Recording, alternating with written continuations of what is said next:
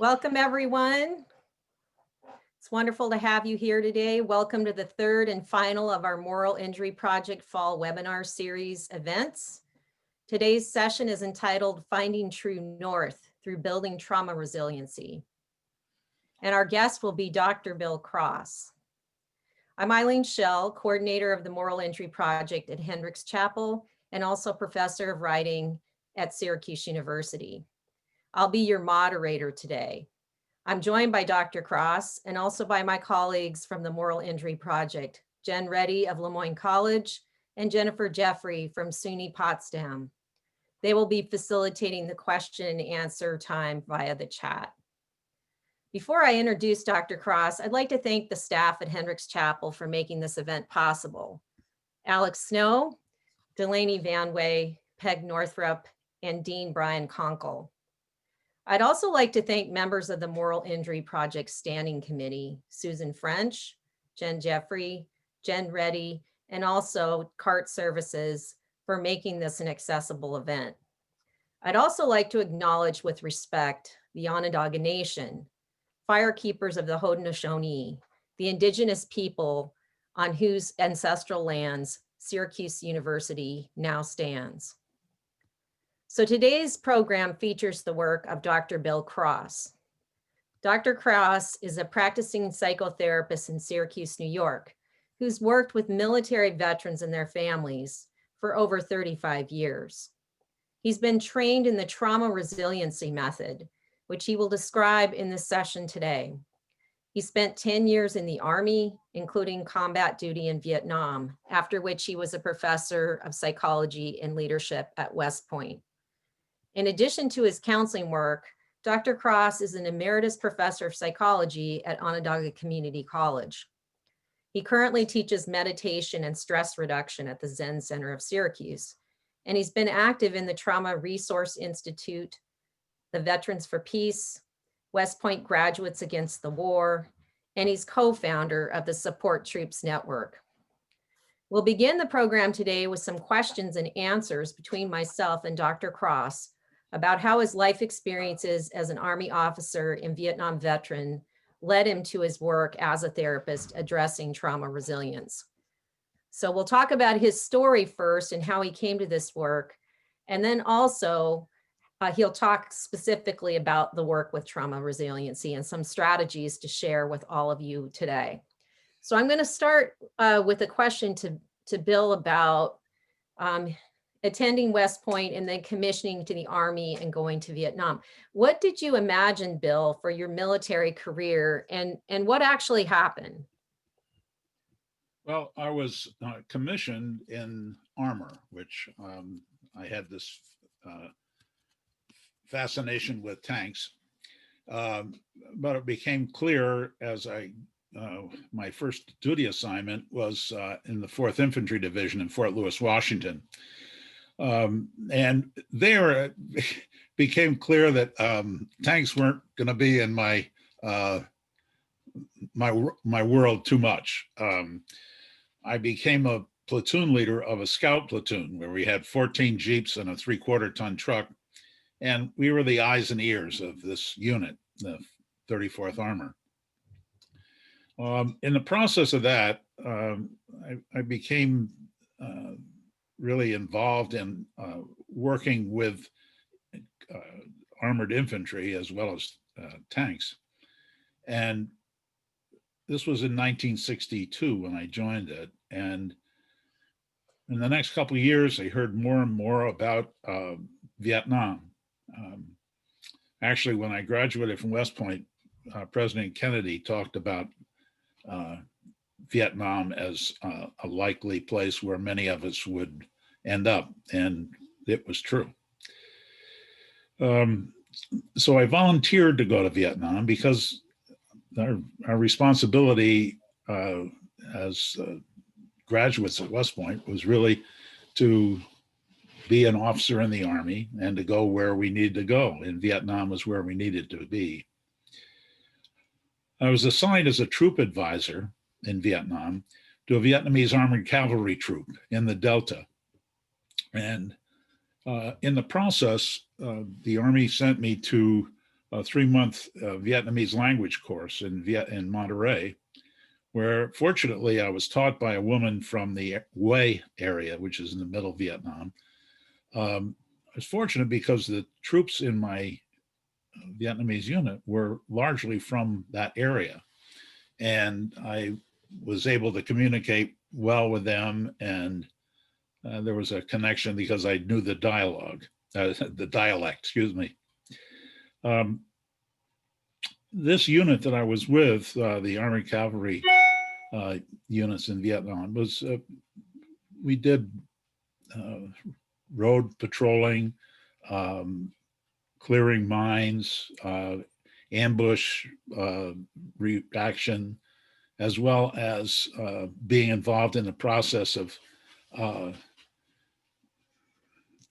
understanding what was going on in that area and being sort of an intelligence gathering group as well. My job was to coordinate the artillery and air strikes and helicopter activities. Largely those were American led for our troop. The people there, I was very impressed with. The troopers were selected for their skills and also intelligence. I was very impressed with my commander, my counterparts there. One had been he was an older man, he was 30, and he had been a math professor in Saigon, and then joined the Army about 3 or 4 years before I got there. The second counterpart I had actually had served in the Viet Minh, which was the forerunner of the Viet Cong. But after the Viet Minh defeated the French, he became involved with the Army of the Republic of Vietnam, and was a highly skilled officer. One of the troop advisors, the year I got there, had been killed in a firefight. Also, our area was laden with mines, and the experience that I had there at one point, the bridge that we were crossing over was blown up by the Viet Cong, fortunately prematurely. And instead of being blown up on the bridge, we fell into the creek and sustained minor injuries, really. But it was an area that was quite hot with the Viet Cong. And so it was our responsibility to provide security for that area. So I think I'd like to ask you, so you survive in Vietnam, you come home. What was it like to survive the homecoming? Because I know that that can be often very challenging to come home and to adjust to being back after that experience. Well, you know, the idea was that at that point, we moved around an awful lot. And that transition back from Vietnam was just one of many. We moved 13 times, my family and I, in the 10 years I was in the Army. So it was we had to remain pretty flexible, and it was difficult for the family, as you might imagine. But like all the transitions, the transition back from Vietnam stuck with me. And although that probably was the one that was most significant, it is, like all the rest of them, resounding currently. And I'm still 50 years later in the process of returning from Vietnam. first memory that I have of coming back actually was riding on the plane coming back from Saigon to Oakland. I was riding in the same seat with one of my classmates, John Dilley, who had ridden over with me in the first place. And I looked around and I was thinking about all the friends and classmates who didn't make the return trip.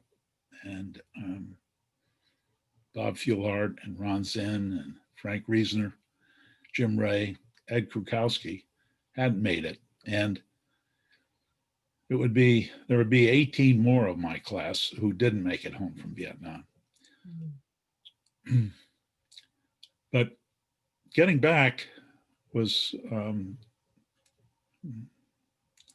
complicated. Meeting my wife, of course, in JFK when I came back was absolutely amazing. And we got a motel room there and spent the night in each other's arms. And when I woke up, I couldn't wait to get back to see my daughter, who at that point was 21 months old.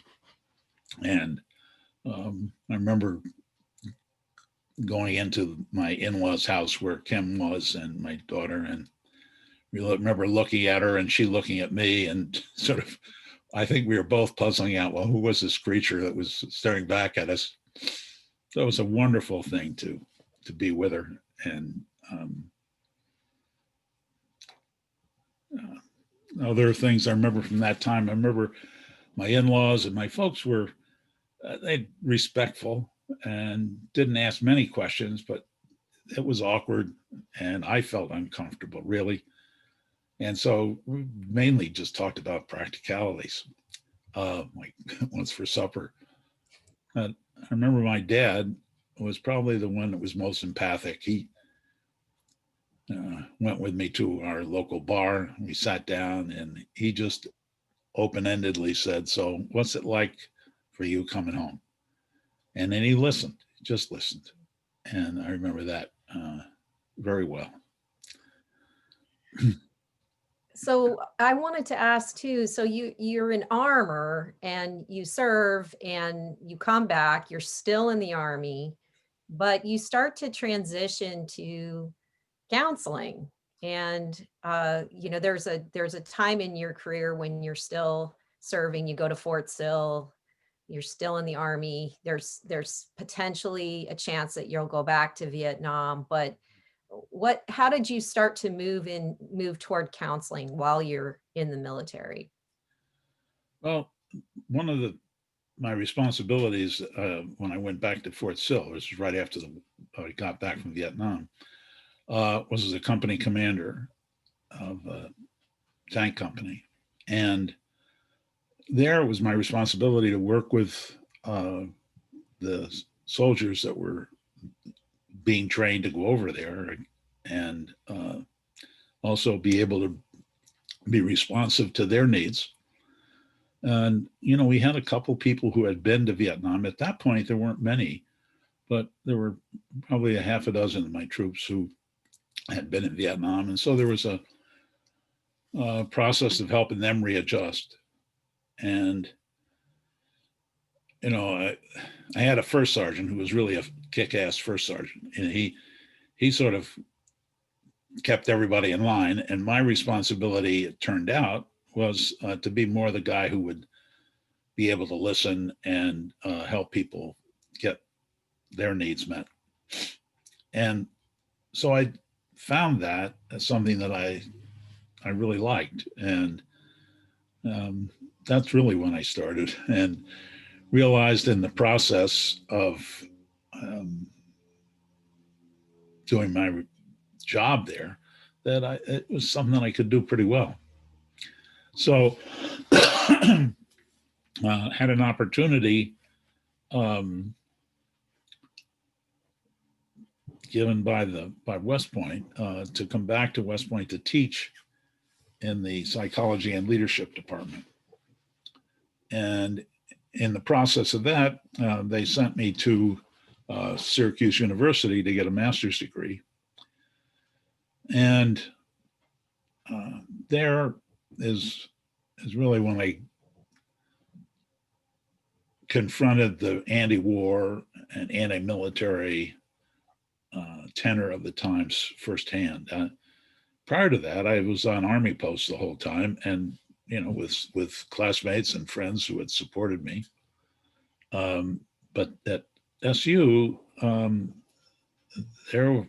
this was a hotbed of anti-war activity at that point. That was in 1968, and it was a pretty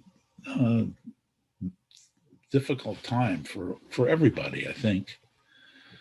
But one of the things that happened when I came back to SU, tried to find a place to live, and we had a place all lined up in Mattydale.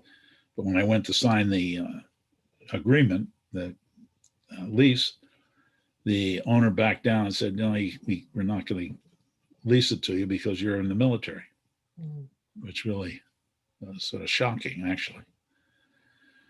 And well, fortunately we found a place in Cazenovia, which was more supportive. But I remember going to class, and we were taking a psychology class, and we'd meet have a cup of coffee before class with different people in the class. And I remember sitting there, and two of my classmates, two women there who were taking the classes with me, got up in a huff when they realized that I had been in Vietnam and that I was going back to West Point to teach. They left in a huff, as they say, and really never spoke to me again. That was shocking, actually. But things were difficult then. In 1968, you remember, Martin Luther King was killed, and then Bobby Kennedy was killed. And I had been really in support of Kennedy at that point. I really liked his stance on poverty and so the civil rights stance he took. I liked that. The difficulty was that he was anti-war, and I was trying to get my head around that. But when he was killed, it really turned my head around. Shocked me, really. And I had a pistol that had belonged to my great-grandfather, and he had shot himself with it, and he had committed suicide with this. And I took the pistol the day after Kennedy was killed. I took it down to the Cazenovia Police Department, turned it in. Didn't want to have, it was just so troubling for me. Yeah. And then what happened is that the Department of the Army was trying to respond to the Tet offensive that had occurred earlier that year. And there were a lot of vacancies for experienced officers to go back. And they called me up and said, we'd like you to go back as an operations officer in a tank unit. We need experienced officers. And they said, you don't have to, because West Point has priority. And if you want to go back to West Point, you can. I thought it over and talked it over with my wife. And recently I was talking to my ex-wife about this, and she had said at that point, she remembered that she said she wasn't sure if she'd be there when I got back. My memory of it was that she said she'd support me either way. That's interesting. But I decided not to go and to go back to West Point to teach. And there, when I was teaching leadership, there's a lot, there a lot of stuff going on. We had funerals seemingly every week for West Point grads, and we'd participate in those. And then, of course, we were close to New York City, and there was a lot of anti-war demonstrations going on down there, and it reached up as far as West Point, certainly. And in 1969, when I got there to West Point, the superintendent was the division commander of the Americal Division, which had participated in the My Lai massacre. When that came public, General Coster was removed, and we had responsibility teaching leadership to seniors, first-classmen, really to talk about what's the difference between a lawful and an unlawful order, because it was going to be right after graduation that they'd be going over to Vietnam and have to make those decisions. There's a lot that was going on. And in the course of this, of the teaching and my work there, I recognized that I wanted to be more involved counseling, and powers that be recognized that that was something that I was good at. And so I became the cadet counselor there after the second year. And I found that I was really good at it. And so I wanted to continue doing that. So they said, okay, we'll let you go back to get your PhD. But before you do that, you got to go back to Vietnam. And then you have to go to the Command and General Staff College. And so that's 2 years and 2 moves. And then you have to go to school. And so it'd be another 3 years. So all told, that would have been 4 moves on top of the 13. And I, thinking it over, I couldn't do it. And I remember my ex-wife and I, we both agreed this time that she said that she didn't know if she was going to be there if I went the second time. So I didn't, and got out of the Army and came back here to Syracuse University to pursue my PhD in counseling. So as you went through all of this, and as you witnessed anti-war sentiment growing, as you counseled cadets, as you went to those funerals, how did your sense of your own position on the war start to change? Well, it was interesting. One of the guys I was going through the PhD program with, Harry Shallcross, and Harry had been a member of the Students for Democratic Society, SDS, and we became friends. Harry's a good guy, and I respected his stance and toward the war, and he respected mine. And we'd drink and smoke weed and hang out with each other, and we got real close. And I remember one time when Saigon fell. This was April 30th, 1975. And we were both in a supervision meeting with our supervisor, a guy by the name of Dip Boy. We call him Dip. And everything boiled up for me.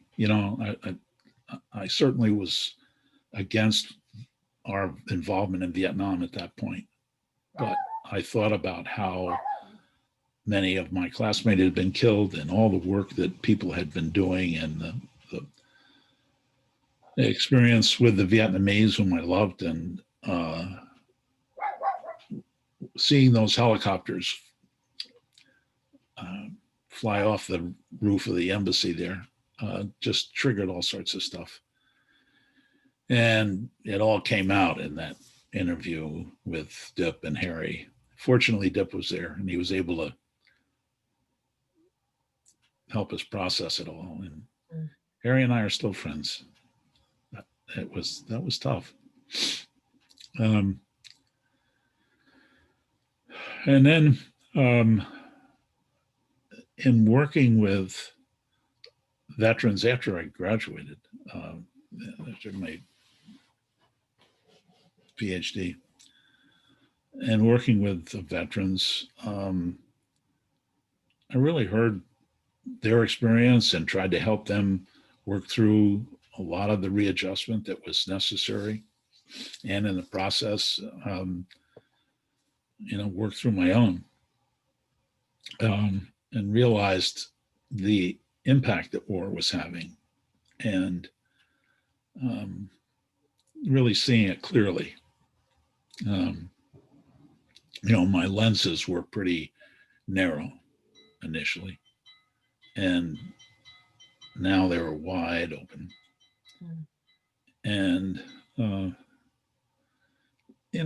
listen to World War II vets.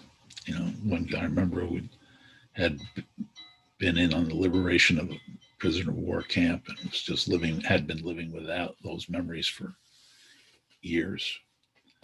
A Korean War vet who had come back from the Yalu in Korea. Another Vietnam vet who was dying of effects of Agent Orange. And another vet who is still struggling with pulmonary problems as a result of the Gulf War smoke that he had to inhale. And realized the impact that had, not only on the veterans, but on their families. And, at the same time, the effect that it was having on my family and the eventual estrangement that resulted in a divorce that I had in 1985. So going through that and experiencing it, I wanted to do stuff that where I found I could be helpful. And I got involved with a Vietnamese Buddhist monk. His name is Thich Nhat Hanh, who I remember my initial meeting with him was down in Washington. And he took us on a walk around the reflecting pool and then through the Vietnam Memorial. And that was really powerful. This was in 1990, before the Gulf War. And I remember him sitting us on the steps of the Lincoln Memorial and looking at us and said, we must not let Vietnam happen again. Mm-hmm. And that stuck. Yeah. And then, of course, I became active in speaking out against the war. But then, after, this was in 91, summer, I learned of a retreat that he was leading at the Omega Institute on the Hudson, and was for veterans and for people who had been affected by the war. And I went there with 46 other Vietnam vets and 6 women who were widows of the war, and Vietnamese members of Thich Nhat Hanh's family, spiritual family, including people who were anti-war on our side as well. And it was just a very moving experience there, being with him. And at the end of that, he asked if we wanted to take the vows of Buddhism. And I did. And he gave me the Dharma name, which is what happens when you take the vows. He gave me the name of Firm Voice of the Heart. And those Dharma names are not meant as indicators of who you are, but who potentially you can be. And so I've been trying to live into that name since that time. Thank you for that. I'm just watching the time, and I know that you are going to be sharing some of your work on trauma resilience. So the way that you've told us about your journey is helpful for seeing how you got to this point, your work with your own service, coming back, processing all of that, watching as anti-war activity broke out, changing your stance on the war, leaving the military, becoming a therapist. I think at this point we should probably shift to your presentation on trauma resilience. And as more of your story might come out in the discussion with people here at the session, but at this point, we could put up the PowerPoint and start your trauma resilience work if Alex can do that for us. Okay. All right. Thanks, Alex. Can we click it? There you go. One more. That's it. This is a method called the Community Resiliency Model, and it's actually a way of presenting it to people who are non-professionals, as well as professionals. It's something that I came to because, Thich Nhat Hanh always said, look, healing takes place in the present. We have to learn to be present. We have to learn to tune in to what's going on right now in our bodies and around us.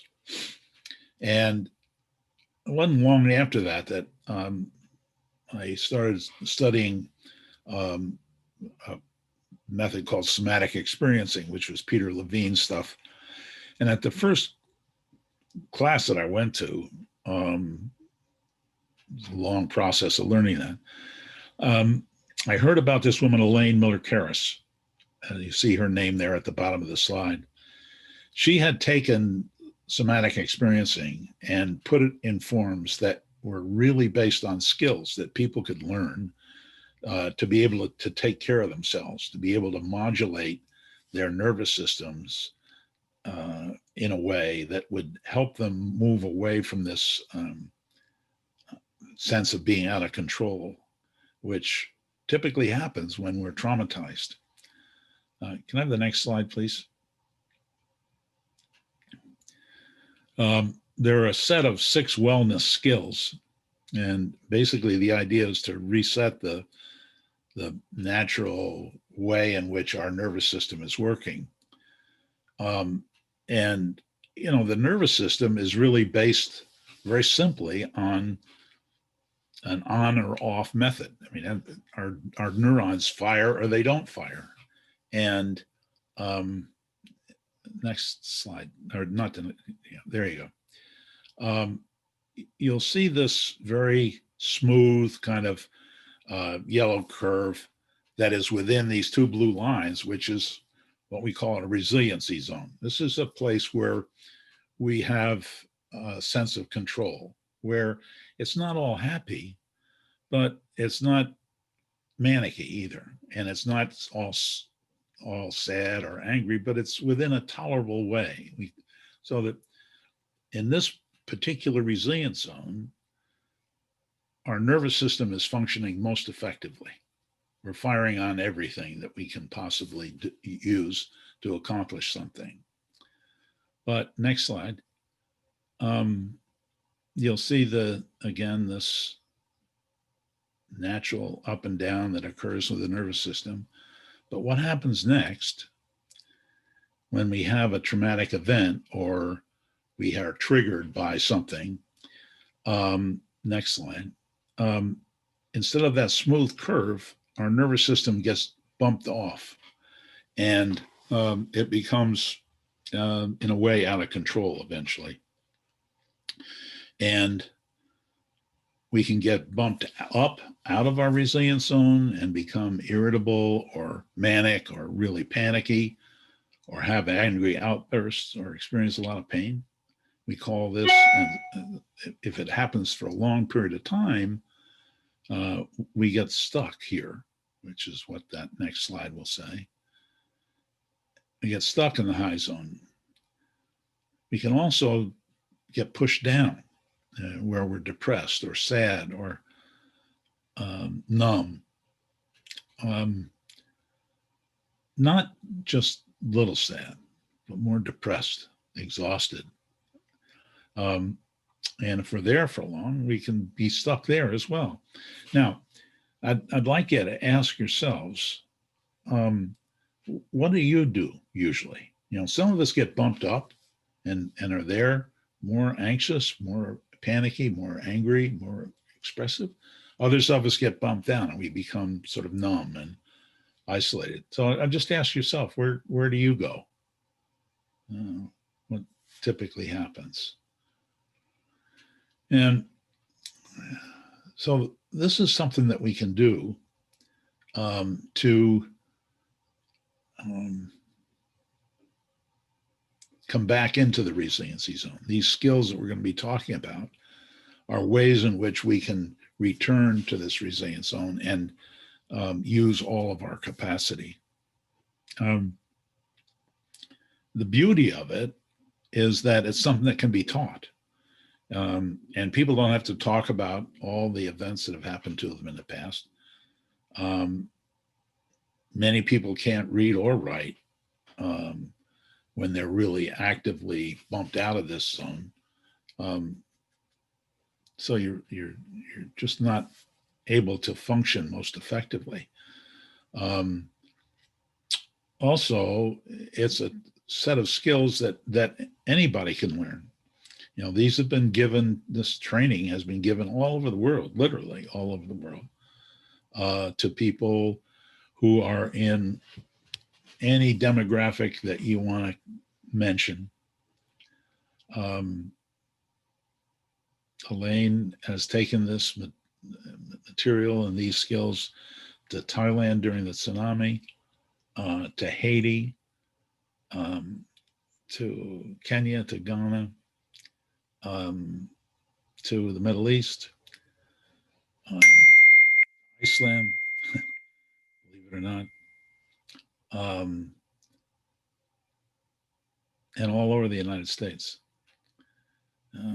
I've conducted trainings throughout the United States on this, and as well in Canada. We've also conducted it in our community for the last 8 years in a whole wide variety of places. We've conducted them at the Upstate Hospital, at Vera House, at the Salvation Army, Catholic Charities. It's a whole wide range of people that we've taught this to. And I've used this extensively with the people that I see in therapy. And a number of us have been trained in this method and continue to spread these skills into the Syracuse Police Department, the Fire Department, the Syracuse Public Schools. So these are things that we can use that can help us become more in control of what's happening inside us. And on this slide, you'll see the mention the iChill app, and I'd recommend, if you would like to explain or get a whole more information about this, that you download that. That's downloadable on all sorts of different operating systems. So you can check that out. The iChill app, by the way, was developed by Elaine and a number of us. And it was funded by the guy who writes Doonesbury. He was a very good friend of the military. And that's what it was initially for, Gary Trudeau. Okay, next slide. So here are the skills. Notice the one on top there, tracking. And basically here, we're talking about helping people pay attention to what's going on inside their bodies. Your body is always present. And so if you can allow yourself to notice what's going on inside your body, you're going to be able to stay present more frequently. And a number of people have recognized that anxiety really is involved where we're out of touch with what's going on in the present. A wise person once said anxiety is the distance between now and the future. So if you can come back to the present, you can reduce the anxiety. Another skill is something we call resourcing, and that involves noticing where in which you have a sense of well-being. What's going on? Who are you with? What are you doing? Where are you? And allowing yourself to visualize that and then notice as a result what's going on inside your body. Grounding is another skill which involves, as it's, you might imagine, learning to pay attention to your body currently, right? What's going on in your body right now. These three skills I'm going to be talking about in a little bit more detail in a couple minutes, so hang on. The next three skills I won't be talking about, but just to be aware of them. Noticing gestures that you use when you're feeling amped up, but more importantly, when you're feeling good. What are some of the skills that you can identify, or the gestures that you can identify when you're feeling happy, or when you're feeling relaxed, or when you're feeling peaceful? And allowing yourself to notice what those are like. Some people put their hands on their chest. Some people just sort of open their hands like this. Some people put their fingers together like that. All sorts of gestures that we use to really express how we're experiencing things. And the idea is not to purposely use them initially, but just to notice what you do, because that's an unconscious way your body's taking care of yourself. The shift and stay skill is noticing where you're in your body you're feeling tense. And say if when you get anxious, your belly begins to churn and you have some upset there. You notice that, pay attention to that, and then go to a place where you're feeling more relaxed. Like when I'm getting ready to, today, when I was getting ready to talk, I noticed that my belly was a little churning a little bit. And, now I'm just noticing that my shoulders are dropping a little bit. And that's sort of a way in which I can focus on that, and it's a very relaxing kind of thing. So it's a shifting away from the tension to a place where you're relaxed. The help now skills are skills that really are going to help you get present. And we won't go into them in any detail. They're on the iChill app if you want to look at them. But these are a set of 10 different activities that you can do that will help you come to the present. And these are things like looking around and noticing 5 different colors. Notice any smells that you might be aware of right now. Being aware of the temperature of the room, or being aware of the temperature of wherever you are. Being able to touch any surface that you're close to at this particular point. Counting backwards from 10 to 0. being able to, take a drink of water and notice what it's like. This isn't water, this is coffee. But just notice what that's like when it goes down. And notice what happens when you do that is that you can become aware of what's happening in your body, which is the whole key. Okay. I'd like to go now to develop these tracking skills, if we could. Next slide, please, Alex. There you go. These are the basic three we're going to be talking about now: tracking, resourcing, and grounding. Okay, next slide. Recognizing that the body, if you pay attention to it, the body has wisdom that words don't speak. When you are amped up, the part of your nervous system that is in control is the emotional part of your nervous system, your nervous system. And that part of your nervous system does not respond to words. It responds to sensation.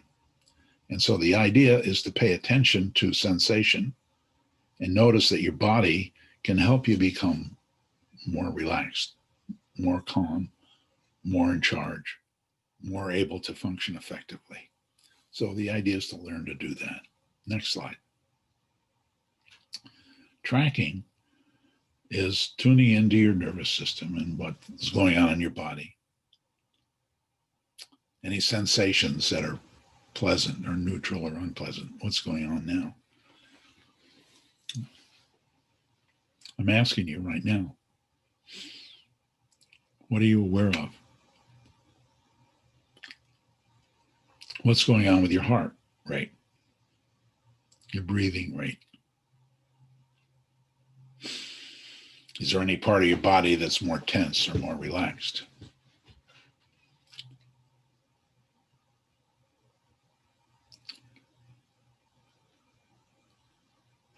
So let me just do this a different way. What I'd like you to do is to bring your shoulders up toward your ears and then roll them back and try to touch your shoulder blades behind you. Now, you can't touch your shoulder blades together, but just try that. As far back as you can, tense that, tight as you can. And then bring your hands in front of you, fold them, and then turn them out. And then stretch your shoulder blades apart. And then bring your hands down, wiggle your fingers, wiggle your wrists, your elbows, your shoulders. And rest your hands someplace and just notice any sensation right now. What are you aware of? You notice anything in your spine, your arms, your fingers, any part of your body that's more warm?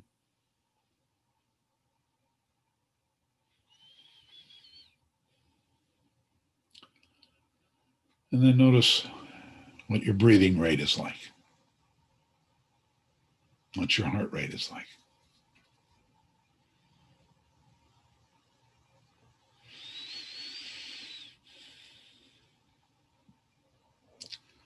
Okay, next slide. The next skill is resourcing.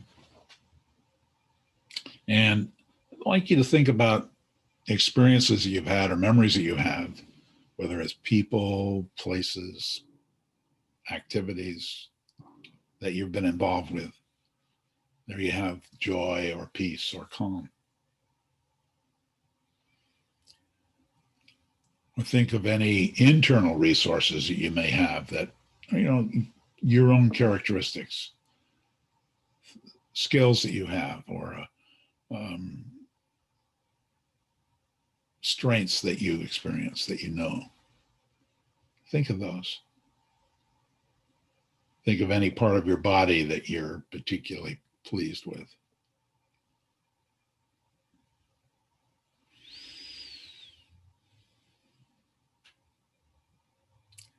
This is when you're thinking about that, that's a resource. So next slide. What I'd like you to do right now is to write down 3 resources, whether they're external or internal. Again, people, places, activities, where you experience a sense of well-being, or internal strengths or skills or body characteristics that you're happy with.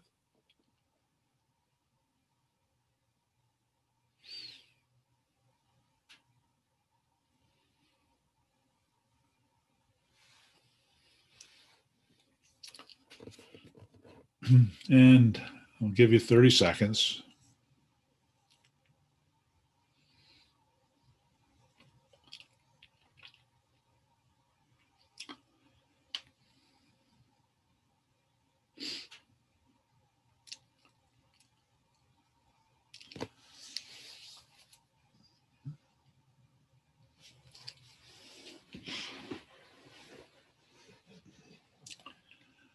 Now, circle one resource. Look at those 3 that you've written down. Circle one that is calling to you the most vividly. And once you do, write down 3 more details about that resource. 3 things that you can describe. When you're with the resource, what are you seeing or hearing or sensing, smelling,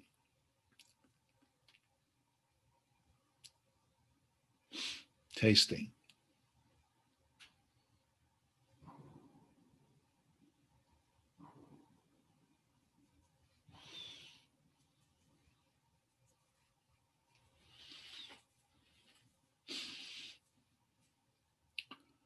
Okay. Take another 10 minutes, 10 seconds.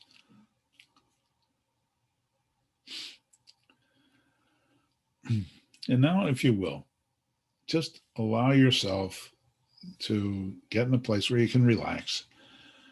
And if you want, close your eyes. You don't have to, but it might help.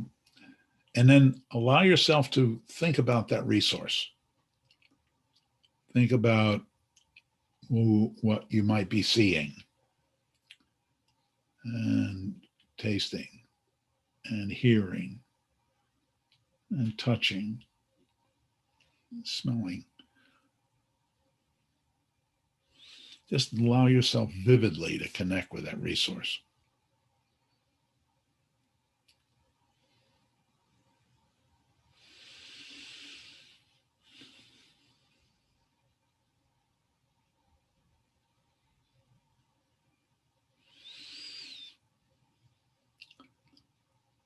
And then begin to notice what's going on with your body. Notice anything that might be happening with your heart rate or with your breathing rate.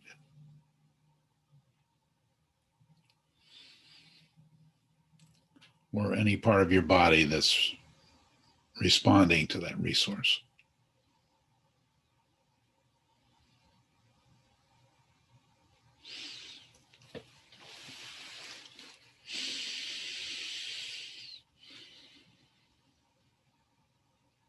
And then when you're ready, just let yourself come back to the present moment right here.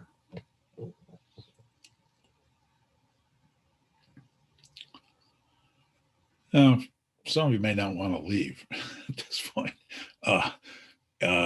your resource, but I'd like it if you could get to the next slide.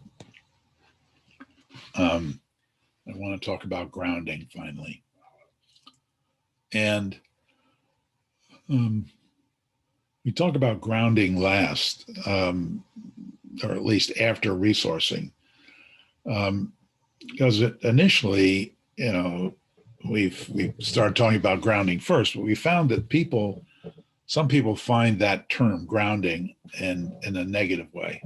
A lot of us don't like to be grounded. We'd rather fly, right? So we do resourcing first, because really the way that people can connect with their bodies is, and really enjoy it, is to pay attention to when they're relaxed. I mean, who wants to pay attention to pain? We need to learn to pay attention to when our body is more relaxed. Again, I'll quote Thich Nhat Hanh. He used to talk with us about how we need to find or to notice a non-toothache, right? Pay attention to a non-toothache. Anyway, so let's talk about grounding. So grounding involves really letting yourself connect with the present right now, right here. So I'll talk you through this. Just notice where you're sitting right now, or standing, or lying down.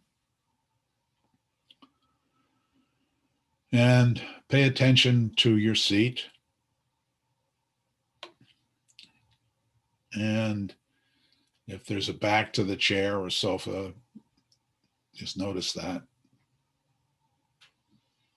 Notice where your body is connecting with that support.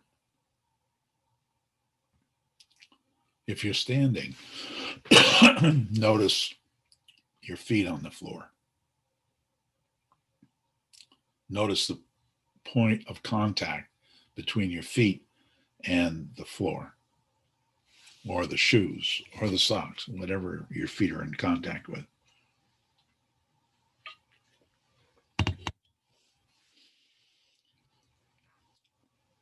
And as you let yourself be tuned in, notice what's happening with your body. So what are you sensing? Where is your body drawing your attention?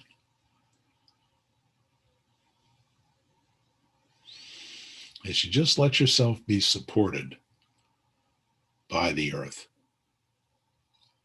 by gravity.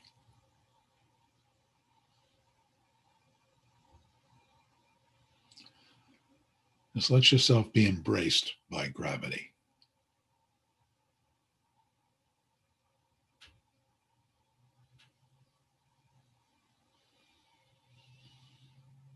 And as you allow that, again, notice what's happening with your breathing and your heart rate and with your body.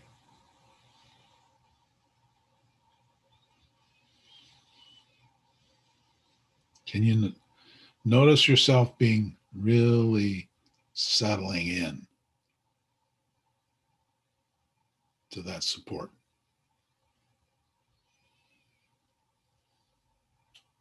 Letting go of resistance.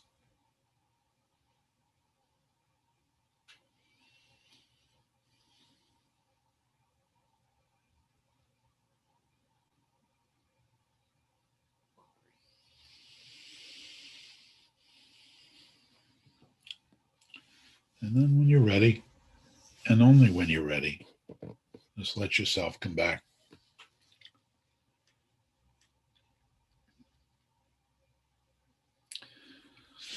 And you'll notice that on this slide, it talks about, you can do this anywhere. It doesn't have to be sitting. You can be lying down. You can be standing. You can be walking. You can be floating in water. Elaine tells a story when she did this in the Philippines after that horrendous hurricane a few years ago, that people found being able to be grounded most effectively, many of them, just lying down in the middle of, in the water, and allowing their body to be supported by the water. So you can do it there too.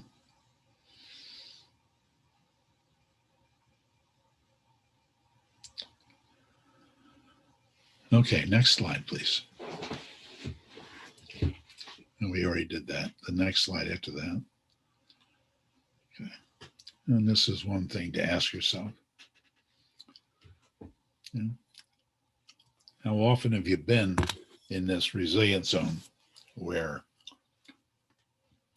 You have your full nervous system capacity in the present, right here, right now,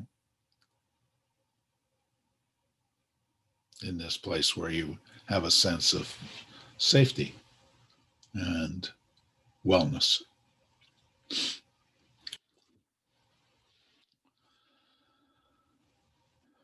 Okay.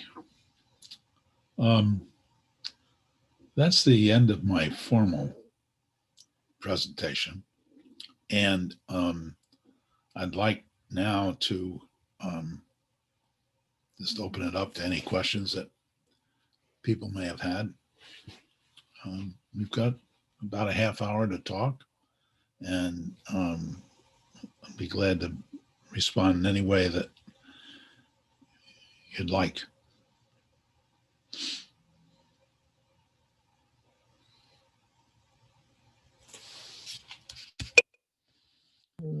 So Jen Jeffrey will be bringing forward questions from the chat. So for our audience members, feel free to ask questions of Dr. Cross about the skills that he was teaching us. Even share what your experience was as you went through that set of exercises, hearing about what you experienced and how it changed something for you or didn't. And also, if you have any questions about the earlier part of the question and answer session with Dr. Cross, feel free to put those questions in the chat. We have a question. What if that effort to ground causes tears or reflexive giggling? Say that again, Jen. What if the effort to ground causes tears or reflexive giggling? Oh, that's wonderful.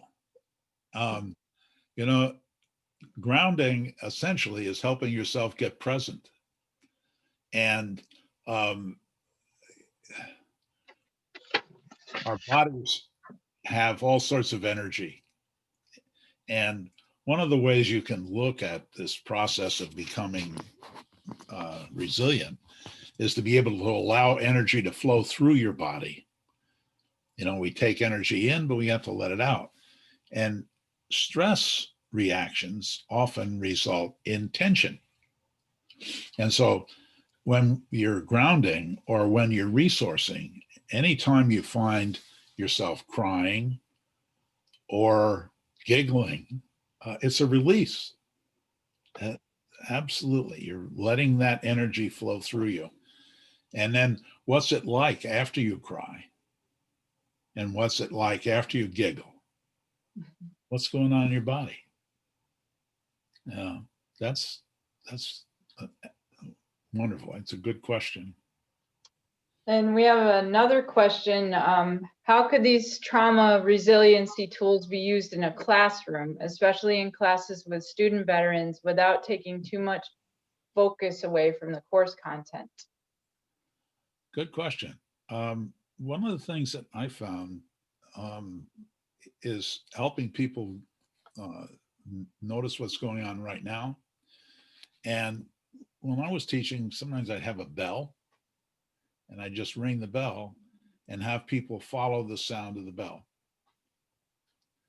And that process can help the person be tuning in to what that is going on in their body right now. What's it like for you when you just listen to the sound of the bell? Another thing that I think is useful sometimes is to have people just, you can do a grounding or resourcing exercise, just at the beginning, and just say, okay, what we're trying to do is to get present here, and you're going to learn most effectively when you're here right now with us. And how can you be here right now? What's going on right now with you at this point? And have them track what their sensations are at that particular point. Being intentional about that. Yeah, exactly. And part of the process, I think, I remember initially when I was doing this work at the Zen Center in the beginning, I was trying to teach people meditation right away. Mhm. And I found with people who are recent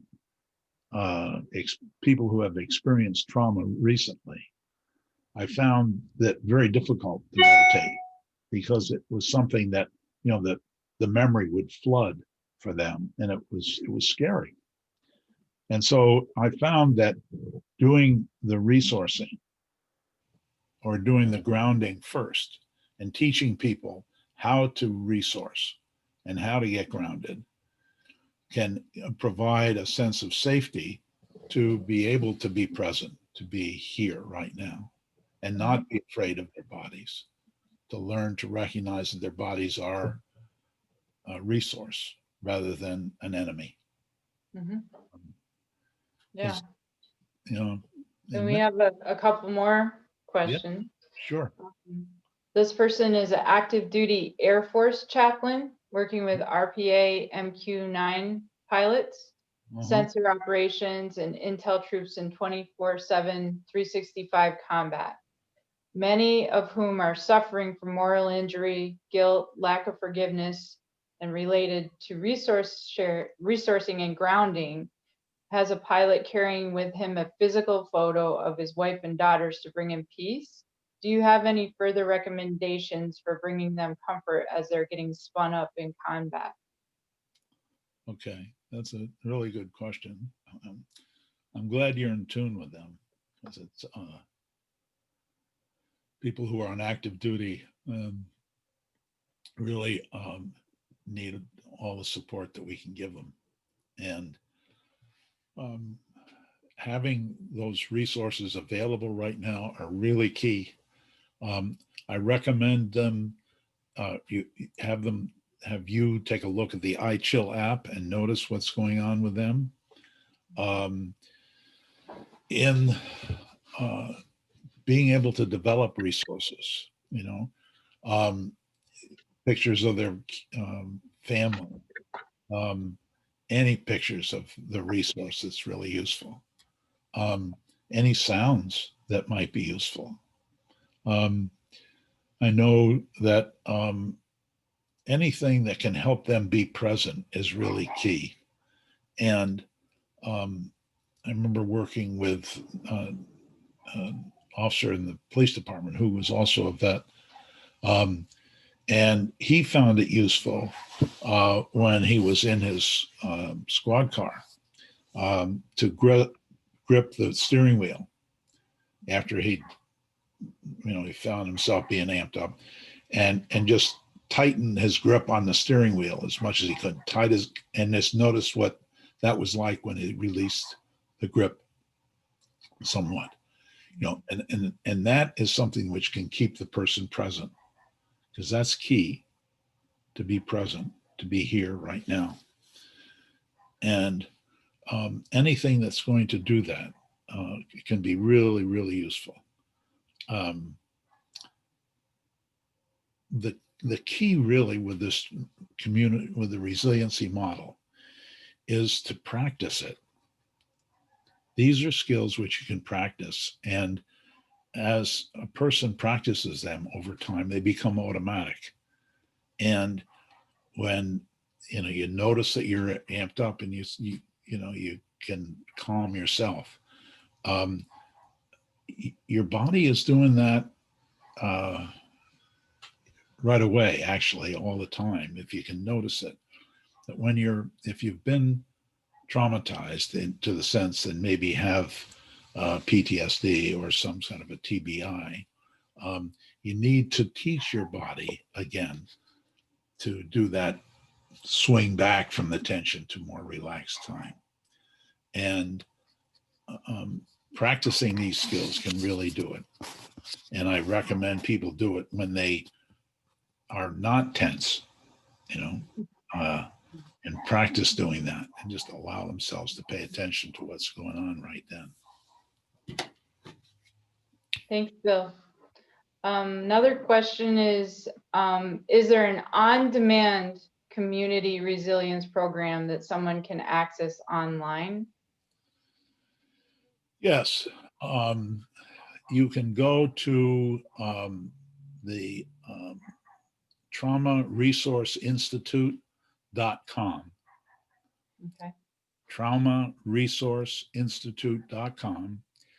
And there are a number of videos there of webinars that have this on it, and you can connect with that.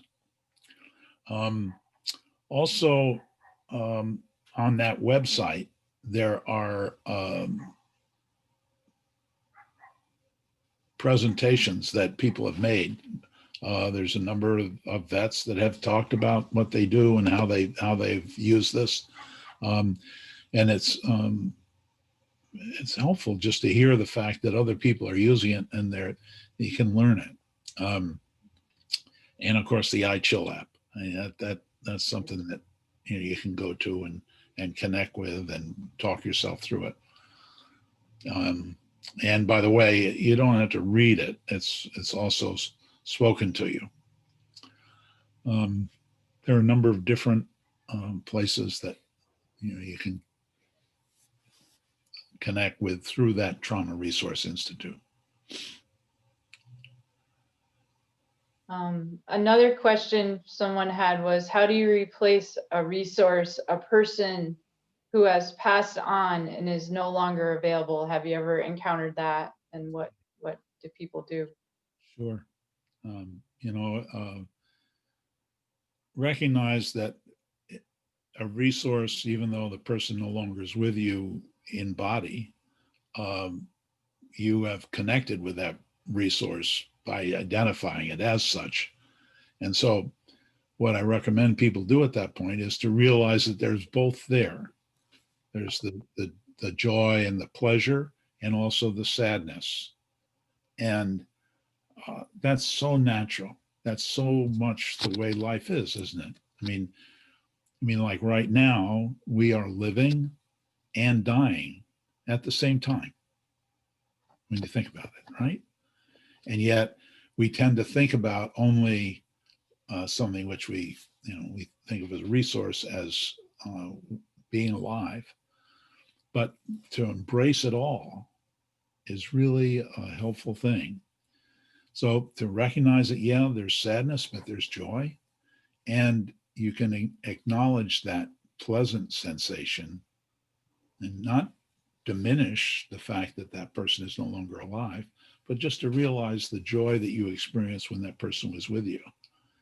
In reality, that person is with you right now when you're thinking about them. So. Jen, I wanted to mention that Dave Versaloni has a series of questions in the question and answer window, and I don't know if you got to see those. I'm getting to that. Yeah, I just saw them. So we have several questions here. Somebody said kids today don't know what the Cold War was. Do you consider yourself a Cold War warrior and take pride in that? Do I consider myself a Cold War warrior? Yeah. Oh. Yeah. Well, like you, Dave, there's a certain amount of being a Cold War warrior. Yeah, that continued on for a long time, and the Russians were bad guys for a long time, and I guess some of us still think they are. But anyway, yeah. And he has another question. He said, many vets are unaware of the 10-year rule where the VA can reassess your disabilities and reduce them if a vet is not seeking treatment. Does this processing qualify as seeking treatment? Yes, it does. It's something, though, you need to document. And I don't know of any specific cases where people have taken it and gotten it resolved, but I know this is considered a legitimate therapy, And it's something that I don't know of anybody who's done it right now, but I do know that the VA recognizes it. And I've taught this to people at the VA, so, you know, they recognize it as well. Trained people at the VA to do this.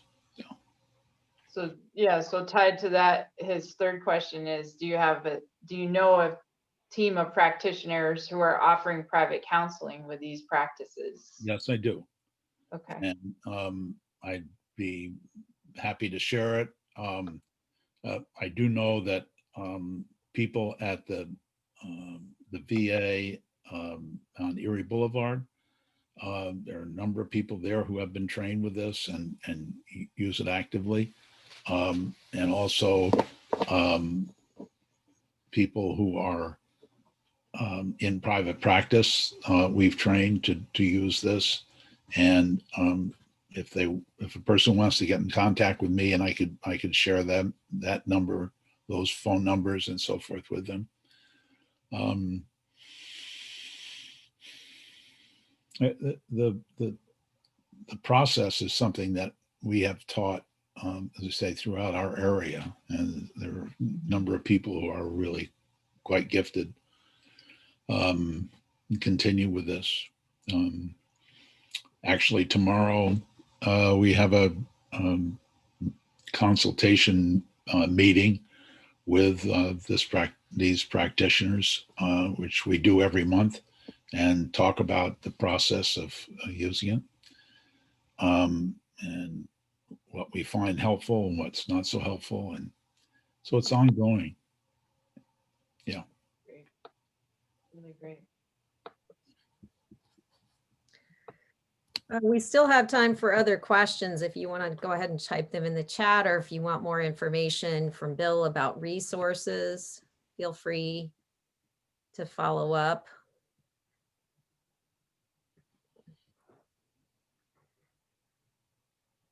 Bill, I was going to ask you, since we have a little bit of a lull, how is writing? You mentioned not reading or writing, because of the trauma response. But I know that there's some folks at the seminar today or the webinar that are members of the Veterans Writing Group here in Syracuse, and I know that you are writing. And in fact, some of our conversation today in the earlier part was based on some of the writing that you're doing about your own experiences, processing your experiences in Vietnam, coming home, moving on, and also being a healer, but also needing healing yourself. So I'm curious if you want to say anything about how writing might be one of those grounding practices for you.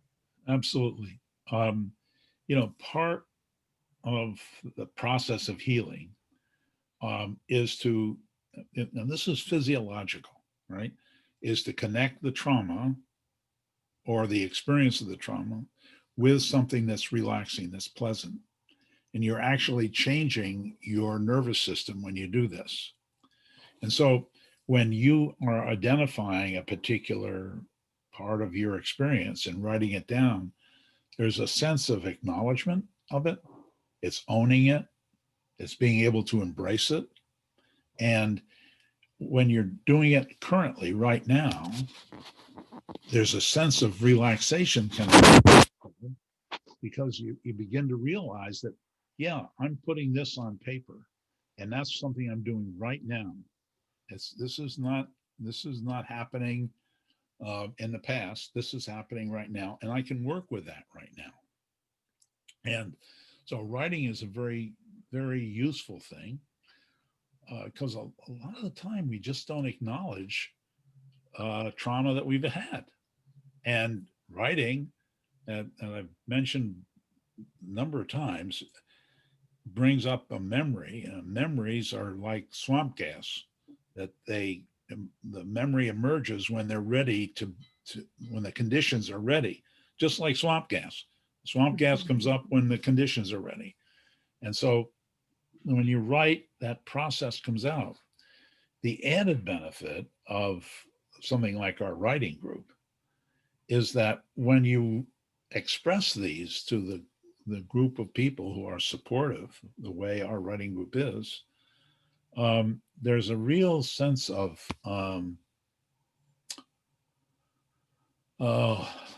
just a sharing that occurs where you realize that you're not alone with this.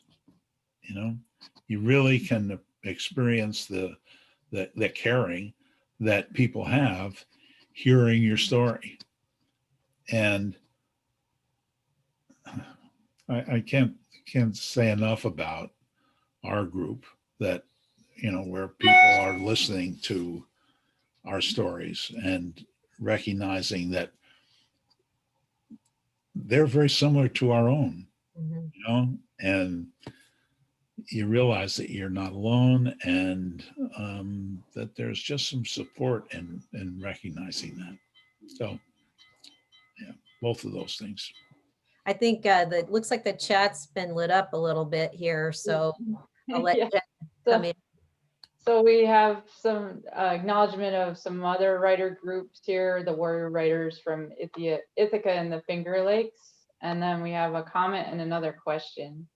A comment from our meditation leader, just a comment that people beyond veterans have trauma. People have been assaulted in Syracuse, not again SU, and dealing with COVID and the election and things like that. So I would say refugees too. And then resourcing and exercising, resource and grounding exercises has brought me a lot of peace today.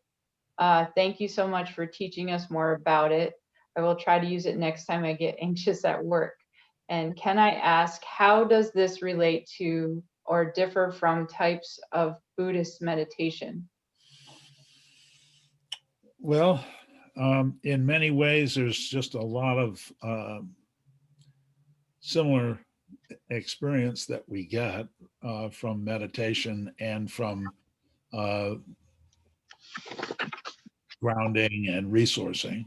Because when you're meditating, essentially you're just being there with your own experience. You're just there. And to have that sense of what's going on in your body at this particular point is really very healing. And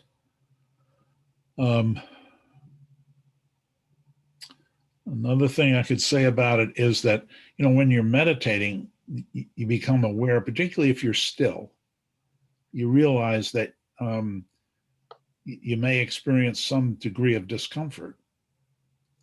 And when you notice that discomfort, you pay attention to it. Don't move, but just notice that discomfort and see what happens to the sensation at that particular time. It's like you're learning to track a sensation. And you develop a sense of wonder, a sense of curiosity about your body that allows you to engage your body in a way that is it's real, it's truthful. You know, the fact that we have thought of our mind and body as different is really foolish. You know, our mind and body, it's the same thing. And the Eastern tradition, mind and body, they don't make a differentiation. I mean, the Japanese word for this is shin, and shin is body and mind, heart and body, and it's something that's called heart mind is shin, and in many of the traditions of parts of the world that have developed meditation long before we have talked about it right now, thousands of years ago, really don't distinguish between body and mind. It's all there. And so with meditation, I think we learn how interconnected we are. And there's really no difference between the body and the mind. And when we are doing these skills, we're really wetting the body and mind. We're putting our mind and body together by noticing what the sensation is.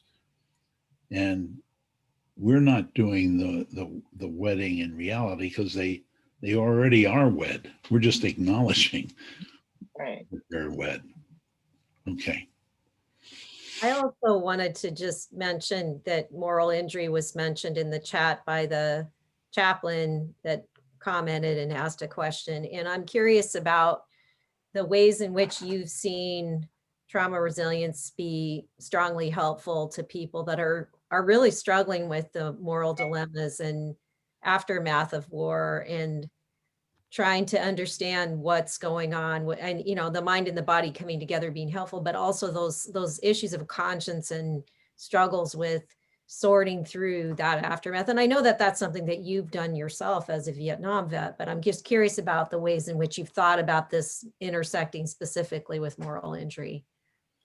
Well, really, thinking of moral injury as being forced or realizing that you're acting contrary to early moral teachings.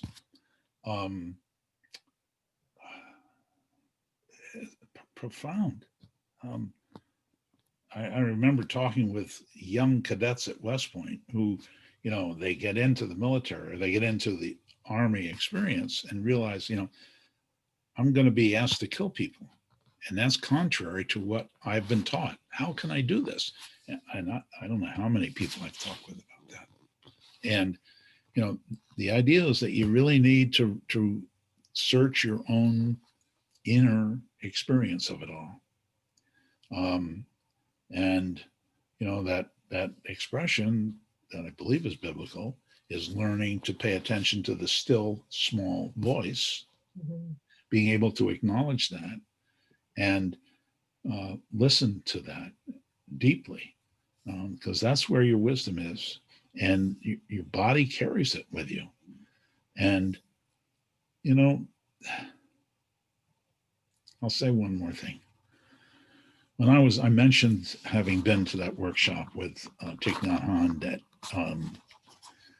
with the Vietnam vets, and one of the vets had been in a situation where he had killed 3 young Vietnamese kids inadvertently in an ambush. He had not been able to live with himself and live with any kids. He became a drug addict. He never acknowledged kids in his world, ran from it. And at that workshop, he talked with Thich Nhat Hanh about that. And he talked about how he had done that and said, how can I live with this? And Thich Nhat Hanh said, look, you're not going to bring back the lives of those kids, but you can learn to love children now as a way of healing. And that's going to heal you. And you're also going to be helping these kids by your attention with them. And I'll always remember that.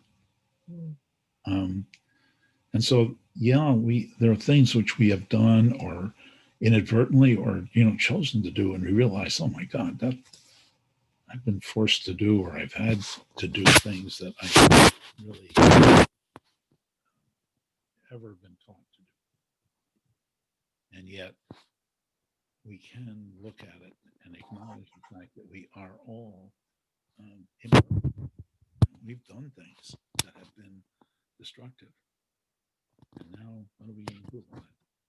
And what's important is that we learn to pay attention to it and not deny it, acknowledge it, and then be able to heal it by being present with it. And we have one more question. I let Jen bring it forward and then we'll need to wrap up the session. But I think Jeremy was coming back into the chat. So Jen, do you want to bring that forward? Sure. So Jeremy asked, do these skills help with a sense of guilt from combat? Yes. They really do. I've told you this story.